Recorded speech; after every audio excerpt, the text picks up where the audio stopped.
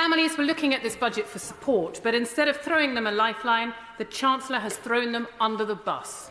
Mortgage bills are up, the cost of the weekly shop is up, energy prices are up, all because of Conservative chaos. Yet this government has offered no immediate help with the cost of living.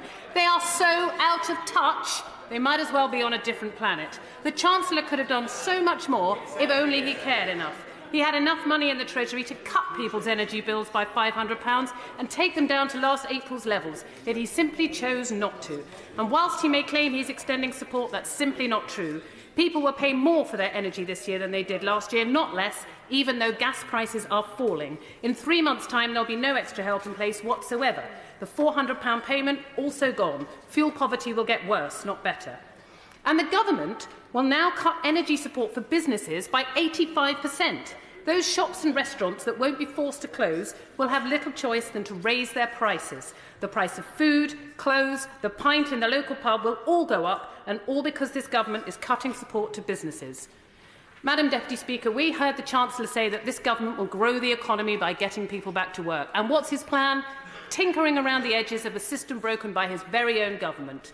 Changing pension rules that won't benefit the majority of people, piecemeal changes to a childcare system that needs wholesale reform, and forcing people with ill health to work by threatening to take away their benefits.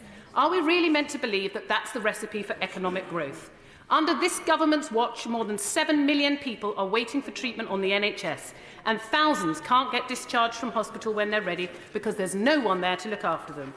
So I've got some news for the Chancellor. People aren't off work because they're on the golf course. They're off work because they're stuck on a hospital waiting list. You can't fix the economy if you don't fix the workforce, and you can't fix the workforce if you don't fix the NHS and social care. Giving care workers a pay boost of £2 an hour would be a good way to start. And finally, fixing our crumbling hospitals that are crying out for some proper investment. The government simply doesn't get that. Liberal Democrats have been championing the need for properly funded, genuinely free childcare for years. But unless the government funds free hours at the actual cost of providing them, it will make the problem even worse: a lack of providers and eye-watering fees for full-time childcare. Madam Deputy Speaker, it takes some real nerve from the Chancellor to say he wants to get more people into work when he's the one who froze the personal allowance, an unfair stealth tax penalising people for every extra pound they earn. Don't take it from me that this government has no idea how to grow our economy. Just look at the figures. Under this Conservative government, the UK is the only major economy that's still smaller than before the pandemic. The IMF expects Britain to see the lowest growth of any other G7 country. And whilst, thankfully, it looks like a recession could be avoided, this government seems content with growth moving at a snail's pace. If the Bank of England is right, the government's economic policy could keep long-term growth stuck at 1%. And what does the OBR make of the announcements we've just heard? By 2028, they will add no more than 0.2% to our GDP. What a waste that would be of all the talent and ambition I see across every part of the UK. But there's no greater indictment of this government's economic policy than their track record on living standards. The OBR today warning of the largest two-year fall in living standards in almost 70 years.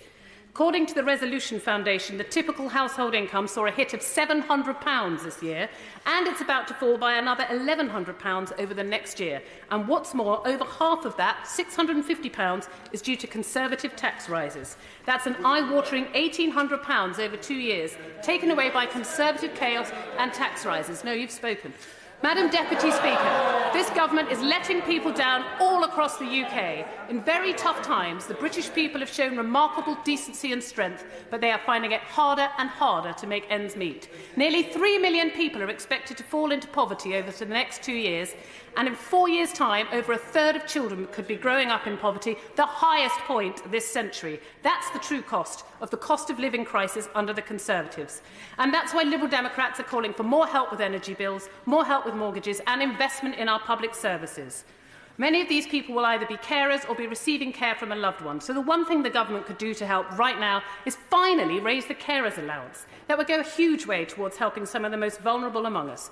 All it takes is a government that really cares, rather than a government that makes people pay for its own mistakes. Thank you.